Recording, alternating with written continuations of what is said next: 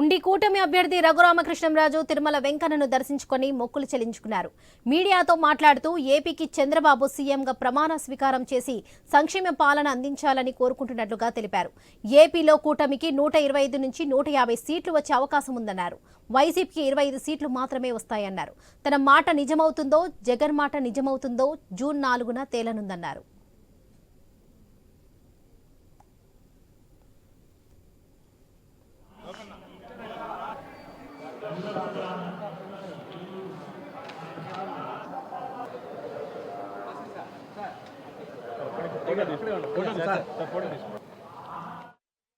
ముగిసిన తర్వాత స్వామివారి దర్శనం కోసం ఈరోజు ఇక్కడికి రావడం జరిగింది. అభిషేక దర్శనం కుటుంబంతో సహా చేసుకోవటం జరిగింది. గతంలో కూడా నేను ఇప్పుడు నామినేషన్ వేసిన వెంటనే ఆ తర్వాత ఎలక్షన్ అయిన తర్వాత స్వామివారి భక్తుడిగా ఇప్పుడు నేను వారి దర్శనం చేసుకోవటం నాకు అదొక రెగ్యులర్ చర్య.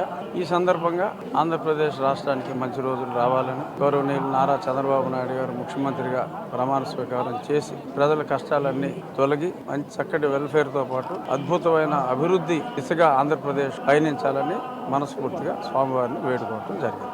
ఎన్నికలు ముగిసిన తర్వాత స్వామివారి దర్శనం కోసం ఈరోజు ఇక్కడికి రావడం జరిగింది. అభిషేక దర్శనం కుటుంబంతో సహా చేసుకోవటం జరిగింది. గతంలో కూడా నేను ఇప్పుడు నామినేషన్ వేసిన వెంటనే